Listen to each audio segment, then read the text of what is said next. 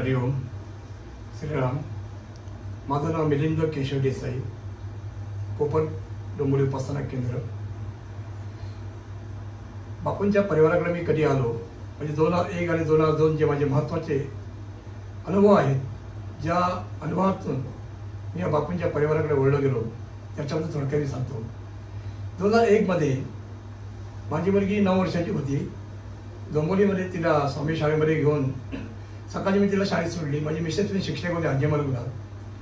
आम्ही दोघं कामावर, संध्याकाळी येऊन पाहिल्यावर मुलीचं तोंड वाकडं झालेलं होतं। मिसेस मला म्हणे काय झालं, असं अचानक तोंडीचं वाकडं कसं झालं। आम्ही दोघे चिंतित होतो। मग दोघं पण इथे डॉक्टर डोंबिवली त्यांच्याकडे गेलो। त्यांनी तपासणी केली आणि ते म्हणाले कारण ती मुलीला मायनर अटॅक आला असेल तर डोक्यातनं गेला असेल।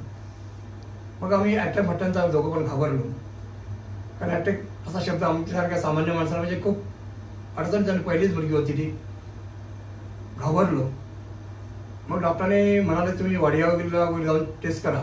रात्रभर झोपलोच नाही, वाडियामध्ये निघालो। वाडियामध्ये जात असताना ट्रेनमध्ये एक मनुष्य पेपरमध्ये बापूंचे खाली अनुभव म्हणजे त्यांना आलेलं आहे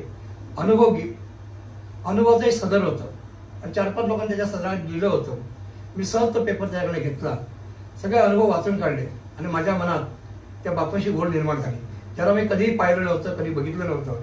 पण त्या लोकांचे अनुभव पाहिलं आणि माझ्या मनात पण सकारात्मक भावना निर्माण झाली। आम्ही ऑडियामध्ये गेलो।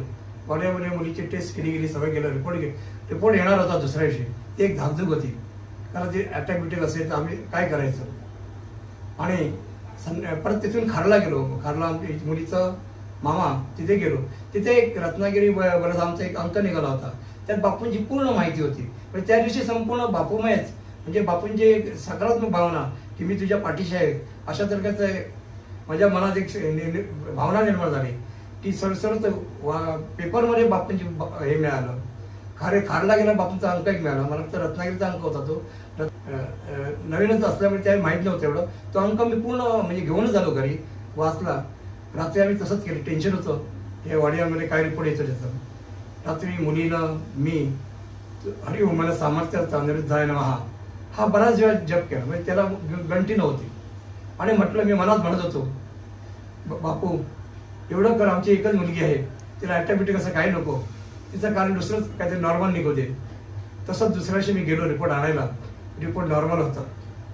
पण काय झालं होतं, पहिल्या वेळी जी डॉक्टरने औषध दिली होती त्याचं रिॲक्शन मुलीवर झालं, म्हणून परत मुलीला घेऊन गेलो। ते म्हणाले औषध चुकीची निघाली आहे, त्याच्यामुळे परत बापूंकडे गेलो। आणि त्याशी बापूंचे गुरुवारचं प्रवचन होतं दुसऱ्या दिवशी, त्या बापूंकडे गेलो, उधी घेतली आणि ती उधी मुलीला लावली। तिथपासून ती मुलीची सूज होती, जी औषधांची रिॲक्शन होती ती कमी झाली।